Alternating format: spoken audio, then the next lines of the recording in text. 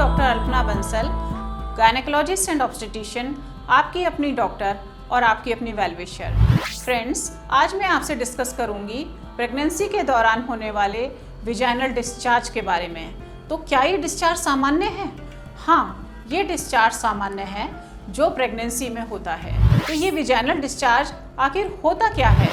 ये vaginal discharge एक द्रव या लिक्विड है जो कि कलरलेस या वाइट हो सकता है। ये पतला या गाढ़ा कैसा भी हो सकता है। ये स्लिपरी या स्टिकी चिपचिपा भी हो सकता है और ये बॉडी अपने प्रोटेक्शन के लिए बनाती है। इस डिस्चार्ज के अंदर 3 चीज़ों का मिश्रण होता है।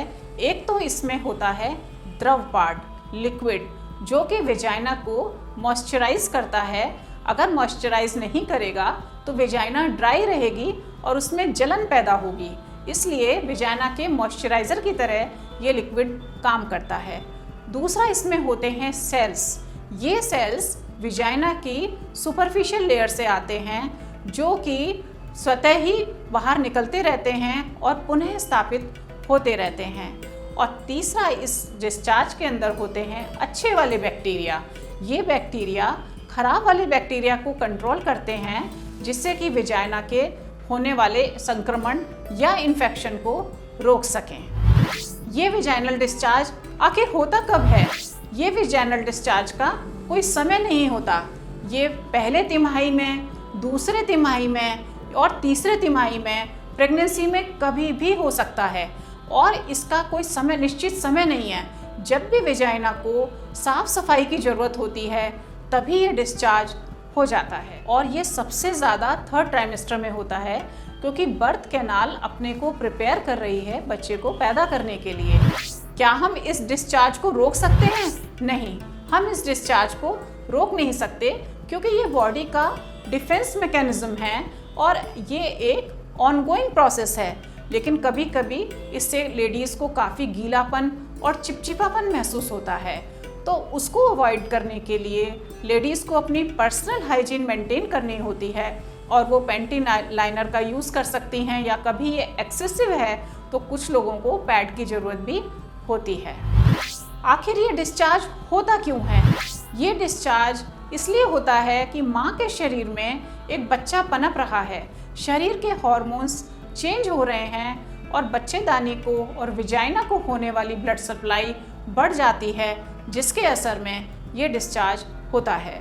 दूसरा कारण है बॉडी का डिफेंस मैकेनिज्म। जब भी साफ सफाई की ज़रूरत होगी तो ये डिस्चार्ज ज़रूर होगा। तो आइए जानें कि एबनॉर्मल वेजाइनल डिस्चार्ज क्या है। जब इतना सारा चीज़ हम जान गए हैं नॉर्मल के बारे में तो हमें ये पता होना चाहिए कि एबनॉर्मलिटी क्या है। सबसे पहला है रंग। कभी भी वेजाइना के डिस्चार्ज का रंग पीला हो, हरा हो या मटमैला हो तो फ़ौरन अपने डॉक्टर से कॉन्टैक्ट करना चाहिए। गंध, वेजाइनल डिस्चार्ज की अपना एक ऑर्डर या गंध होता है। अगर ये दुर्गंध में बदल जाए या अत्यधिक तीव्र गंध आने लगे तब भी अपने डॉक्टर से मिलना चाहिए। तीसरा है जलन होना। कभी भी वेजाइनल डिस्चार्ज के साथ साथ अगर वेजाइना में जलन होने लगे, खुजली होने लगे या लेडीज़ को बाथरूम बार बार जाना लगे तो ये संक्रमण की निशानी है। उनको फ़ौरन अपने डॉक्टर से मिलना चाहिए। और कभी कभी ऐसा भी होता है कि डिस्चार्ज के साथ ब्लड आ जाता है तो ये भी एक खतरे की घंटी है। पेशेंट को फ़ौरन अपने डॉक्टर से जाके सलाह लेनी चाहिए। तो आखिर में हम इस निष्कर्ष पे पहुँचे कि वेजाइनल डिस्चार्ज प्रेगनेंसी का एक नॉर्मल लक्षण है और कब हमें डॉक्टर पे जाना चाहिए ये मैंने आपको बताया। अगर आपको ये वीडियो अच्छी लगी हो तो इसको लाइक और शेयर कीजिए। अगर आपकी कोई भी क्वेरीज हों तो वो कमेंट बॉक्स में दीजिए और इस चैनल को सब्सक्राइब कीजिए। तब तक के लिए नमस्कार, खुश रहें, स्वस्थ रहें।